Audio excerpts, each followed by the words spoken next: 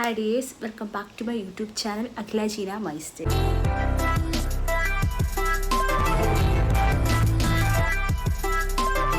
The video thumbnail കണ്ട പോലെ pregnancy revealing video ആണ്. ഒലിവർ ഒരു ബിഗ് ബ്രദർ ആവുകയാണ് കേട്ടോ. ഓൾറെഡി പാരൻസ് ആണ്, ബട്ട് ഒരാളുടെയും കൂടെ പാരൻസ് ആവുകയാണ്. ആദ്യം ഞാനും ചാനുമായിരുന്നു, പിന്നെ അതിനകത്ത് ഒലിവർ വന്നു, ഇപ്പോൾ അടുത്ത ആൾ വരുന്നു.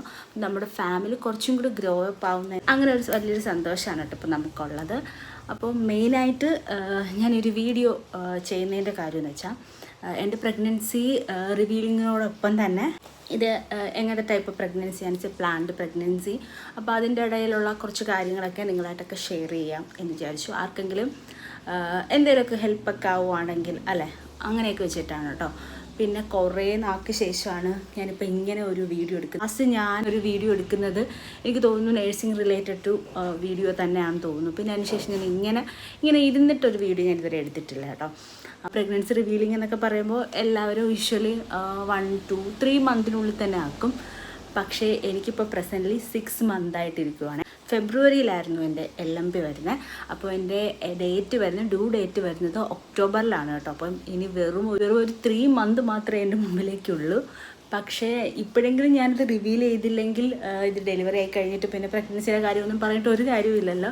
അപ്പോൾ കുറേ സാഹചര്യങ്ങൾ കൊണ്ടൊക്കെയാണ് ഇത്രയും നാൾ പറയാതെ. അപ്പോൾ കറൻറ്റ്ലി 6 മന്ത് കംപ്ലീറ്റ് ആയിട്ട് ഇരിക്കുകയാണ്. 6.5 പൊക്കോണ്ടിരിക്കുവാണേ ഞാൻ. അങ്ങനെ മനഃപൂർവ്വമായിട്ടൊന്നുമല്ല ഇത്രയും ലേറ്റ് ആയത്. നമ്മുടെ സാഹചര്യവും പിന്നെ നമ്മൾ ഓൾറെഡി ഒന്ന് പ്രിപ്പയർ ചെയ്യുമ്പോൾ തന്നെ ഒന്ന് നമ്മൾ പറയില്ലേ, നമ്മൾ ബ്ലഡ് ടെസ്റ്റ് കാര്യങ്ങളൊക്കെ ഓക്കെ ആവണം. അപ്പോൾ അതൊക്കെ വെച്ചിട്ടൊക്കെ ആയിരിക്കും നമ്മൾ യൂട്യൂബ് അങ്ങനെയുള്ള കാര്യങ്ങളിലൊക്കെ റിവീൽ ചെയ്യുക. എനിക്കത് മാത്രം ഉണ്ടായിരുന്നില്ല. ഞാൻ ഒരു ബ്രേക്ക് എടുത്ത് കഴിഞ്ഞ ഇയറിലൊക്കെ ഞാൻ വർക്ക് ചെയ്തിരിക്കുന്ന ടൈമിലൊക്കെ ഞാൻ ഫുൾ ബിസി ആയിരുന്നു. എനിക്ക് അങ്ങനെ കൂടുതലൊന്നും യൂട്യൂബിലൊന്നും കോൺസെൻട്രേറ്റ് ആയിട്ട് പറ്റിയില്ല. പക്ഷേ അവസാനം ഞാൻ അവിടുന്ന് റിസൈൻ ചെയ്ത സമയത്തൊക്കെ അവിടുത്തെ കാര്യങ്ങളും ഹോസ്റ്റൽ ടൂറൊക്കെ എല്ലാം ചെയ്ത് വന്നതാണ്. അപ്പോഴാണ് ഫോണ് ആക്ച്വലി കംപ്ലൈൻ്റ് ആയിപ്പോയത്. ഫോൺ അപ്പോൾ ഐഫോണായിരുന്നു ആ ഒരു ടൈമിൽ ഇരുന്നത്. അപ്പോൾ എനിക്കിപ്പോൾ ഇനി ഒരു പുതിയൊരു വീഡിയോ ഇടണമെങ്കിൽ ഞാൻ എടുത്ത കുറേ വീഡിയോസൊക്കെ അതിനകത്ത് കിടക്കുവാണ്. അപ്പോൾ പുതിയൊരു വീഡിയോയ്ക്ക് എനിക്ക് ഐഫോൺ തന്നെ പെട്ടെന്ന് നമുക്ക് ഐഫോൺ വേണമെന്നൊക്കെ പറയുമ്പോൾ അത് എക്സ്ചേഞ്ച് ചെയ്തിട്ടോ അല്ലെങ്കിൽ ശരിയാക്കാനുണ്ട്. എന്തായാലും അത് കുറച്ച് നാൾ ഞാൻ യൂസ് ചെയ്തിട്ടുണ്ട്. ഒരു പുതിയ ഫോണിന് വേണ്ടി ഞാൻ വെയിറ്റ് ചെയ്യുമായിരുന്നു. അപ്പോൾ ഞാൻ പിന്നെ ഐഫോൺ വാങ്ങുന്നതിൻ്റെ ഒരു ടൈം ഗ്യാപ്പ് ഉണ്ട്. ഒരു ഡ്രസ്സൊക്കെ കഴിഞ്ഞിട്ട് പിന്നെ പറയാമെന്ന് പറയും നീട്ടിയാണ് ഈ 6 മന്ത് വരെ ഞാനിപ്പോൾ എത്തിയിരിക്കുന്നത് കേട്ടോ. അപ്പോൾ പറഞ്ഞതുപോലെ ഒലിവറിനിപ്പോൾ 4 ഒലിവറിനിപ്പോൾ 4 വയസ്സ് കംപ്ലീറ്റ് ആയിട്ടിരിക്കുക. എന്തായാലും എൻ്റെ ഡെലിവറി ഒക്ടോബറിലാണ് ആവുന്നത്. ആ ഒരു ടൈമിൽ ഒലിവറിന് 4.5 4.5 വയസ്സ്. അപ്പം ബേബിയും ഒലിവറും തമ്മിൽ തന്നെ 4.5 വയസ്സിന് ഡിഫറൻസ് ഉണ്ട്. ഒരു 3 വയസ്സ് ആയപ്പോൾ തന്നെ ബേബി വേണമെന്നൊക്കെ ജസ്റ്റ് ഇങ്ങനെയൊക്കെ ഒന്ന് പ്ലാൻ ചെയ്തു. ഒരു 3.5 ആയപ്പോൾ ഞങ്ങൾ ട്രൈ ചെയ്യാനായിട്ട് തുടങ്ങി. പിന്നെ ഇനിയും പക്ഷേ നമ്മൾ ഓരോ വർഷം ലൈഫിലെടുക്കുന്ന ഓരോരോ കാര്യങ്ങൾ ഡിഫറൻസ് ആണല്ലോ. ഉത്തരാടിന്ന സമയത്ത് എൻ്റെ കാര്യങ്ങളൊക്കെ ചെയ്ത് വേറൊരു പ്ലാനിങ് ആയിരുന്നു. പക്ഷെ ആ ഒരു ഇയർ എത്തിയപ്പോൾ അതൊക്കെ മാറി. ഇപ്പം എന്താ പ്രസൻറ്റ് ഇങ്ങനെയായി. ഇതിൻ്റെ ഇടയിൽ പ്രഗ്നൻസി എല്ലാം കൂടെ ഇങ്ങനെ വന്ന് നിൽക്കുകയാണ്. ഞാനിപ്പം വർക്ക് അങ്ങനത്തെ കാര്യങ്ങളൊന്നും ചെയ്യുന്നില്ല, വീട്ടിൽ തന്നെയാണ്. ഇനി ഡെലിവറി കഴിഞ്ഞിട്ട് മാത്രമേ എന്തേലും അടുത്തൊരു സ്റ്റെപ്പ് ഞാൻ എന്തായാലും നോക്കുന്നുള്ളൂ. എൻ്റെ ഒരു ഹെൽത്തിനും ബെറ്റർ ആണെന്ന് തന്നെ തോന്നിയിട്ടാണ് കേട്ടോ അങ്ങനെ എടുക്കുന്നത്. ഇത് കഴിഞ്ഞൊരു 1 ഇയറിന് ശേഷമാണ് ബേബി പ്ലാനിങ് ഒക്കെ തുടങ്ങി. ആ ഒരു ടൈമിൽ തന്നെ കറക്റ്റായിട്ട് തന്നെ ഒലിവർ ആ ഒരു ടൈമിലായി. ഇതും അങ്ങനെ ആയോ എന്ന് ചോദിച്ചാൽ ആയി. പക്ഷേ കുറച്ച് ഹെൽത്ത് ഇഷ്യൂസൊക്കെ ഒരു ലൈഫ് സ്റ്റൈൽ ചേഞ്ച് കാരണം എനിക്ക് വന്നിട്ടുണ്ടായിരുന്നു കേട്ടോ. കഴിഞ്ഞ ഒക്ടോബറിലൊക്കെ ആയിരുന്നു ബേബിയുടെ പ്ലാനിങ്ങിൻ്റെയൊക്കെ കാര്യങ്ങളൊക്കെ ആക്ച്വലി നമ്മൾ ചിന്തിച്ചു തുടങ്ങിയത്. ആ ഒരു ടൈമിൽ ഞാൻ വന്ന സമയത്ത് ജസ്റ്റ് ഒന്ന് ട്രൈ ചെയ്ത് നോക്കി. പക്ഷേ എനിക്ക് പ്രഗ്നൻ്റ് ആയില്ല. അതുപോലെ തന്നെ എനിക്ക് പറയാനുള്ളത് ഒലിവറിൻ്റെ ഒരു 7 മന്ത് സ്കാനിങ്ങിൻ്റെ ടൈമിൽ ഒരു ചെറിയൊരു ഫൈബ്രോഡ് എനിക്ക് നോട്ടീസ് ചെയ്തിട്ടുണ്ടായിരുന്നു. അപ്പോൾ ആ ഒരു ഫൈബ്രോഡ് നമ്മൾ അന്ന് കണ്ടതുകൊണ്ട് ഇടയ്ക്കിടയ്ക്ക് ഇയർലി ഒക്കെ ഇങ്ങനെ സ്കാനിങ് കാര്യങ്ങളൊക്കെ ഞാൻ ചെയ്യുന്നുണ്ടായിരുന്നു. എങ്ങനെ അതിന് ഗ്രോത്ത് ഉണ്ട്. പ്രത്യേകിച്ച് അതിന് ഗ്രോത്തോ കാര്യങ്ങളൊന്നുമില്ല. സാധാരണ ഒരു ഡോക്ടേഴ്സ് ഇതൊക്കെ ചോദിച്ചപ്പോഴും ഡോക്ടർ പറഞ്ഞ് ഇപ്പോൾ കാര്യമായിട്ട് അതിന് വേണ്ടി ഒന്നും പറയാൻ നടക്കേണ്ട ആവശ്യമില്ലെന്ന് തന്നെയാണ് പറഞ്ഞത്. പക്ഷേ ഇടയ്ക്കിടയ്ക്ക് നമ്മളിങ്ങനെ സ്കാൻ ചെയ്തുകൊണ്ടിരിക്കണം, അതിന് ഗ്രോയിങ് ഉണ്ടോ എന്നൊക്കെ അറിയാൻ വേണ്ടിയിട്ട്. അപ്പോൾ അതെൻ്റെ മനസ്സിലുള്ളത് കൊണ്ട് തന്നെ ഞാൻ അടുത്ത ലീവിന് വരുന്നതിന് മുമ്പ് തന്നെ ഈ സ്കാനിങ് കാര്യങ്ങളൊക്കെ എടുത്തിട്ട് അതെങ്ങനെയുണ്ട്, പ്രഗ്നൻസിക്ക് പോസിബിൾ ആണോ എന്നൊക്കെയുള്ള കാര്യമൊക്കെ മുമ്പേ ചെയ്യണമെന്ന് വിചാരിച്ചിട്ടുണ്ട്. ഞാൻ എൻ്റെ അമ്മയോട് എല്ലാം പറയുമായിരുന്നു. അപ്പോൾ അമ്മയും പറഞ്ഞു ഇനിയിപ്പം എന്തായാലും ഒലിവറിൻ്റെ ടൈമിനെ പോലെ തന്നെ നമ്മൾ ഫോളിക് ആസിഡൊക്കെ ഇതിന് നമ്മൾ കഴിച്ചു തുടങ്ങും. പ്ലാൻഡ് പ്രഗ്നൻസി എന്ന് പറയുമ്പോൾ തന്നെ നമ്മൾ ഫോളിക് ആസിഡൊക്കെ 3 മന്ത് ബിഫോർ തന്നെ കഴിക്കണമല്ലോ. അപ്പം ഞാൻ ഏപ്രിലൊക്കെ വരും, പക്ഷേ ജനുവരിയൊക്കെ ആകുമ്പോൾ തന്നെ ഫോളിക് ആസിഡ് കാര്യങ്ങളൊക്കെ കഴിക്കാം. ഡിസംബറൊക്കെ ആയപ്പം പറഞ്ഞ് എന്നാൽ ഒരു സ്കാനിങ് ഒക്കെ ചെയ്യാം, ഫൈബ്രോയിഡിൻ്റെ കാര്യമൊക്കെ ചുമ്മാ അറിയാമല്ലോ. അപ്പോൾ ഞാൻ ആ സമയത്ത് വർക്ക് ചെയ്തുകൊണ്ട് എനിക്ക് കുഴപ്പമില്ലായിരുന്നു.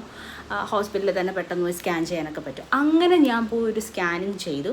സ്കാനിങ് ചെയ്തപ്പോഴാണ് ഒരു പുതിയൊരു സാധനം എൻ്റെ ലൈഫിലോട്ട് കയറി വന്നത്, PCOS. അപ്പോൾ അത് കയറി വന്നതാണ്. അപ്പോൾ അതിൻ്റെ ഇടയിൽ ബിഫോറായിട്ടെന്ന് വെച്ചാൽ ഞാൻ ഈ ഡ്യൂട്ടി ടൈം അത് ഇതൊക്കെ ആയപ്പം കുറച്ച് ഒരു ലൈഫായിരുന്നു. അപ്പോൾ ഒലിവർ ആ സമയം അമ്മയുടെയും പപ്പയുടെയും ചേൻ്റെ അമ്മയുടെയും പപ്പയുടെയും കൂടെയൊക്കെ ആയിരുന്നു, ഞാൻ ഹോസ്റ്റലിലൊക്കെ ആയിരുന്നു. അപ്പോൾ അതിൻ്റെ ഇടയിൽ ഒരു സ്ട്രെസ്ഫുള്ള് അല്ലെങ്കിൽ ബിസി ഡ്യൂട്ടി അങ്ങനെയൊക്കെ കാര്യത്തിൻ്റെ ഇടയിൽ തന്നെ എനിക്ക് പിമ്പിൾസും കാര്യങ്ങളൊക്കെ ഒരുപാട് വരാനായിട്ട് തുടങ്ങിയിട്ടുണ്ടായിരുന്നു. അപ്പോൾ ഞാൻ വിചാരിച്ചു എന്തോ ഫുഡിൻ്റെ കഴിച്ചിട്ട് ഇതൊക്കെ ആയിരിക്കും, അങ്ങനെ അത് വരുത്തേക്കുന്നു ഇത് വരുത്തേക്കുന്നു ഒരു ഇതുമില്ല. അപ്പോൾ നമ്മൾ അറിയുന്നില്ല എന്താണെന്നുള്ള കാര്യം. പിന്നെ ഈ ഡിസംബറിൽ നടത്തിയ ഈ സ്കാനിങ്ങിലാണ് PCOS കണ്ടത്. അത് കണ്ട് നേരെ ഈ ഒരു പുതിയൊരു സാധനം, ഈ ഒരു സാധനം സത്യം പറഞ്ഞാൽ ഞാൻ കേട്ടിട്ടുണ്ട്. എനിക്ക് ഫസ്റ്റ് ടൈമാണ് വരുന്നെങ്കിലും എൻ്റെ ഫ്രണ്ട്സിനും കാര്യങ്ങളൊക്കെ ഉണ്ടായിട്ട് ഞാനിങ്ങനെ ഈ സംഭവം നല്ല രീതിക്ക് കേട്ടിട്ടുണ്ട്. അപ്പോൾ ഉടനെ തന്നെ ഗൈനക്കിനെ കണ്ടു. ഗൈനക്കിനെ കണ്ടപ്പം അവർ പറഞ്ഞത് ഡയറ്റ് എക്സസൈസ് കാര്യങ്ങളൊക്കെ ചെയ്യണം. അതിൻ്റെ ഭാഗമായിട്ടാണ് പിമ്പിൾസ് കാര്യങ്ങളൊക്കെ മുഖത്ത് വന്നത്. അങ്ങനെയൊക്കെ കുറേ ഇതുണ്ടായിട്ടുണ്ട്. അപ്പോൾ ഈ പ്രഗ്നൻസിയും കൂടെ പ്ലാൻ ചെയ്യുന്നതുകൊണ്ട് എന്തായാലും ഫോളിക് ആസിഡൊക്കെ കഴിച്ചു തുടങ്ങാം, പ്രശ്നമൊന്നുമില്ല. പിന്നെ എന്താണ് പ്രഗ്നൻസി ഹസ്ബൻഡ് എപ്പം വരും അപ്പോഴും നമുക്ക് ട്രൈ ചെയ്യാം. അതിനിടയ്ക്ക് PCOS കറക്റ്റ് ചെയ്യണമെന്നൊക്കെ പറഞ്ഞു. അപ്പോൾ പിന്നെ എനിക്ക് ആ ഒരു സാധനം കൂടെ ഉള്ളതുകൊണ്ട്, ഫൈബ്രോയിഡിൻ്റെ കൂടെ PCOS, ഈ 2 സാധനങ്ങളൂടെ ഉള്ളതുകൊണ്ട് എനിക്ക് വല്ലാത്തൊരു ഇതൊക്കെയായിരുന്നു. പക്ഷേ അങ്ങനെ ഓരോന്നൊക്കെ ചാനലായിട്ടൊക്കെ ഡിസ്കസ് ചെയ്തെടുത്ത് PCOSന് ഒരു സൊല്യൂഷൻ കിട്ടും. അപ്പോൾ PCOD വിത്ത് അതിൽ നിന്ന് പ്രഗ്നൻ്റ് ആയ ഒരു ജേണിയാണ് കേട്ടോ എനിക്ക് ഈ ഒരു പ്രഗ്നൻസിയിൽ പറയാനുള്ള. കോമൺ ആയിട്ട് ആ സമയത്ത് ഞാനും ഒരുപാട് വീഡിയോസൊക്കെ നോക്കി PCOS എങ്ങനെ മാറാം, അതിൻ്റെ ഡയറ്റ് എക്സസൈസ് എന്ന് പറയുമ്പോൾ എങ്ങനെ ചെയ്യാം എടുക്കാം എന്നൊക്കെ പറഞ്ഞിട്ട്. അപ്പോൾ എനിക്ക് സ്റ്റില്ലിപ്പം അത് ചെയ്ത് എനിക്കത് റിക്കവറി ആയതുകൊണ്ട് എനിക്ക് ശരിക്കും പറഞ്ഞാൽ നല്ലൊരു അനുഭവമാണ്. അത് സെപ്പറേറ്റ് ആയിട്ട് ഒരു ടോപ്പിക്കായിട്ട് ചെയ്യുന്നതായിരിക്കും നല്ലത്. അതാണ് ഞാൻ പറഞ്ഞത്, ഈ ഒരു പ്രഗ്നൻസിയിൽ എനിക്ക് അതും കൂടെ ഉണ്ടായിട്ടുണ്ട്. അതുപോലെ ടൈമിൽ അങ്ങനത്തെ ഒരു പ്രശ്നമില്ലായിരുന്നു. പക്ഷേ അതെനിക്ക് മാനേജ് ചെയ്ത് അത് ഓക്കെ ആയി. PCOS കംപ്ലീറ്റ് മാറിയെന്ന് ചോദിച്ചാൽ ഡോക്ടേഴ്സ് പറയുന്നത് പ്രഗ്നൻ്റ് ആയല്ലോ, അപ്പോൾ പിന്നെ അതിനെപ്പറ്റി നോക്കണ്ട. പക്ഷേ ഇനി വരാതിരിക്കാൻ എന്തുകൊണ്ട് വന്നു എന്നൊക്കെ ഉള്ള കുറേ കാര്യങ്ങൾ എനിക്ക് മനസ്സിലാവാനായിട്ട് പറ്റി കേട്ടോ. നമ്മുടെ ലാസ്റ്റ് പറഞ്ഞ എന്തായാലും ഏപ്രിൽ വരുമല്ലോ, അപ്പോൾ ആ ഒരു ടൈമിൽ നമുക്ക് പ്രഗ്നൻസി എന്തായാലും നോക്കാം. അപ്പോൾ ഇതിൻ്റെ ഇടയിൽ ഒരു ഗ്യാപ്പിൻ്റെ ഇടയിൽ ഞാൻ എൻ്റെ PCOSും കറക്റ്റ് ചെയ്യാം എന്നൊക്കെയാണെന്ന് വിചാരിച്ചിരുന്നത്. അപ്പോഴാണ് ജനുവരി ചേൻ്റെ പപ്പ പെട്ടെന്നായിട്ട് ഹാർട്ട് അറ്റാക്കിൽ ഇങ്ങനെ മരിക്കുന്നത്. അപ്പോൾ അതും കൂടെ വന്നപ്പോൾ പിന്നെ ഞാൻ ആ ടൈമിൽ വന്നിട്ടുണ്ടായിരുന്നു ജനുവരിയിൽ. അപ്പം ഞാൻ ഫോളിക് ആസിഡ് ഡിസംബർ തൊട്ടേ ഞാൻ കഴിച്ചു, ഒരു 1 മന്ത് കഴിച്ചതേ ഉണ്ടായിരുന്നുള്ളൂ. അപ്പോൾ ഹസ്ബൻഡൊക്കെ ഹസ്ബൻഡ് വന്ന ആ ഒരു ടൈമിൽ തന്നെ ഫെബ്രുവരി നെക്സ്റ്റ് മന്ത് ആയപ്പം തന്നെ എനിക്ക് UPT പോസിറ്റീവ് ആവുകയും ചെയ്തു. ഈ ഒരു 1 മന്തിൻ്റെ ആ ഒരു ഗ്യാപ്പിൽ തന്നെ ഞാൻ PCOSൻ്റെ ഡയറ്റും എക്സസൈസൊക്കെ സ്റ്റാർട്ട് ചെയ്തിട്ടുണ്ടായിരുന്നേ. അതിൻ്റെ ഒരു ഫ്രണ്ടിനെ തന്നെ നമുക്ക് എക്സസൈസിൻ്റെ ഉള്ള കാര്യത്തിന് ഡയറ്റ് ഞാൻ വലിയ രീതിക്ക് കോൺസെൻട്രേറ്റ് എന്ന് വെച്ചാൽ കുറേ കാര്യങ്ങൾ കട്ട് ചെയ്ത് ഒക്കെയാണ്. പിന്നെ ഫുഡിൻ്റെ ടൈമിംഗ് ഒക്കെ ഒന്ന് അഡ്ജസ്റ്റ് ചെയ്തു. അങ്ങനെ കഴിച്ചു തുടങ്ങിയില്ല. കഴിച്ചു തുടങ്ങുന്നതിന് മുമ്പ് തന്നെ പപ്പയുടെ ഈ മരണവും പിന്നെ ഞാൻ വന്നതും ഒക്കെ ആക്കി. പക്ഷേ എനിക്ക് ഫാസ്റ്റ്ലി തന്നെ ആ ഒരു റിസൾട്ട് പെട്ടെന്ന് എനിക്ക് വന്നതുകൊണ്ടായിരിക്കാം എനിക്ക് പ്രഗ്നൻ്റൊക്കെ പെട്ടെന്ന് ആവാനായിട്ട് പറ്റിയത്. അപ്പം എക്സസൈസ് പക്ഷേ കാര്യമായിട്ട് ചെയ്യുമായിരുന്നു. എക്സസൈസ് ഇന്ന ടൈമൊന്നും വെക്കാണ്ട്, കാരണം ഞാൻ ഡ്യൂട്ടിയാണ്. പിന്നെ പുള്ളിക്കാരി എൻ്റെ ആ ഫ്രണ്ടെന്ന് വെച്ചാൽ ദുബായിലാണ്. അപ്പോൾ ആളെനിക്ക് ഓൺലൈനായിട്ട് സംഭവം ആളുടെയും എൻ്റെയും കൂടെ ടൈം വെച്ചിട്ട് ജസ്റ്റ് ഒരു ഹാഫ് ആൻ അവറിൽ 1 അവറിൽ നല്ല രീതിക്ക് എക്സസൈസ് എടുത്ത് നല്ല വെയിറ്റ് കുറഞ്ഞിട്ടുണ്ടായിരുന്നു. ഒരു 8 kg ആണ് കേട്ടോ ഞാൻ കുറഞ്ഞത്. ആ ഒരു ടൈമിൽ വെയിറ്റ് കുറഞ്ഞ് ആ ഒരു ജനുവരിയിലൊക്കെ ആയ സമയത്ത് ഞാൻ ഭയങ്കര സ്കെൽറ്റും മുഖമൊക്കെ ഒരുമാതിരി എല്ലാവരും ചോദിച്ചു ക്ഷീണിച്ച് എന്ത് വിളിക്കും. പക്ഷേ നമുക്ക് വെയിറ്റ് കുറഞ്ഞപ്പോൾ വെയിറ്റ് ഉള്ള ഒരാൾ പെട്ടെന്ന് കുറയുമ്പോൾ നമുക്ക് ആ ഒരു മുഖത്തിനൊക്കെ ഉള്ളൊരു ഇതങ്ങ് മാറത്തില്ലേ, ഒരു എല്ലുംതൊലി പോലെ ആയിട്ടുണ്ടായിരുന്നു. എനിക്ക് ഇവിടുത്തെ ഈ ബ്യൂട്ടി ബോൺസൊക്കെ അങ്ങ് ചെയ്യുമായിരുന്നു. അപ്പോൾ അത്രയധികം ഞാൻ വെയിറ്റ് കുറഞ്ഞതുകൊണ്ടാണ്. പിന്നെ ഇതൊക്കെ മാറി ഇപ്പോൾ ഒന്ന് പ്രഗ്നൻ്റ് ആയപ്പോഴാണ് ഒരു പഴയ ഒരു മുഖത്തിൻ്റെ ഒരു ഇതൊക്കെ വന്നത്. പക്ഷെ നമ്മൾ ഇങ്ങനെ തന്നെ ഇരുന്നാലും ഹെൽത്തിയിലായിട്ട് ബോഡി ഇരിക്കുമ്പോഴേ നമുക്കൊരു ഇത് വരത്തുള്ളൂ. പക്ഷേ എനിക്ക് അത്ര ഇത് വന്ന് ഞാൻ പിന്നെ പിറ്റേ ദിവസം ഡോക്ടറിനെ കാണാനായിട്ടൊക്കെ പോയപ്പോൾ മാഡം പറഞ്ഞു, അങ്ങനെ മാഡത്തിന് തന്നെ അത്ഭുതം, ഞാൻ ഇത്രയും 8 kg ഒക്കെ കുറഞ്ഞ് വന്നു പ്രഗ്നൻറ്റും ആയെന്നൊക്കെ പറഞ്ഞപ്പോൾ ഇത് എങ്ങനെ ചെയ്തു എന്നൊക്കെ മാഡം തന്നെ എന്നെ അപ്രിഷ്യേറ്റ് ചെയ്യുമായിരുന്നു കേട്ടോ. അപ്പോൾ എൻ്റെ ആ ഒരു ട്രെയിനർ ആളുടെയും കൂടുതൽ ഡീറ്റെയിൽസൊക്കെ എന്തായാലും ഞാൻ പറയാം. പുള്ളിക്കാരി കാര്യമായിട്ട് ഞാൻ എൻ്റെ PCOS ഇത്ര ഇങ്ങനെയൊക്കെയാണ്, എനിക്ക് എൻ്റെ മുഖത്ത് പിമ്പിൾസ്, ഞാനങ്ങനെ കരയുക. പിമ്പിൾസ് എന്ന ഓർത്താണ് ഞാൻ ഇഷ്ടം പറഞ്ഞാൽ ഏറ്റവും കൂടുതൽ കരഞ്ഞിട്ടുള്ളത്.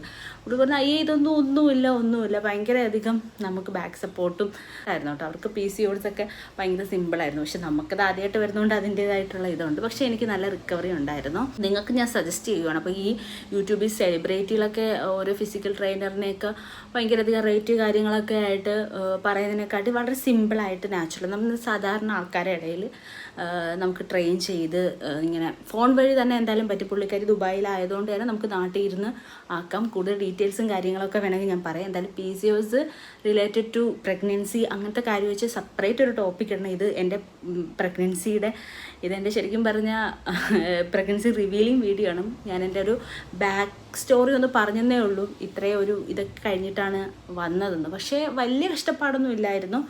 എന്നാലും ഉണ്ട് PCOS വെച്ചിട്ടുള്ളൊരു ഇതായതുകൊണ്ട് ഒന്നുമില്ല എന്ന് നമുക്ക് പറയാനും പറ്റില്ല. റിസൈനും കാര്യങ്ങളും കഴിഞ്ഞ് വീട്ടിലേക്ക് വന്നപ്പോൾ എനിക്ക് ഭയങ്കര അധികം കൺഫ്യൂഷനായിരുന്നു. എനിക്ക് ബോറടിക്കുമോ, ഞാൻ ഈ വേറൊന്നും ചെയ്യാണ്ട് ഇപ്പോൾ ഫോണും കംപ്ലൈൻ്റ് കൊണ്ട് യൂട്യൂബും ചെയ്യാൻ പറ്റുന്നില്ല.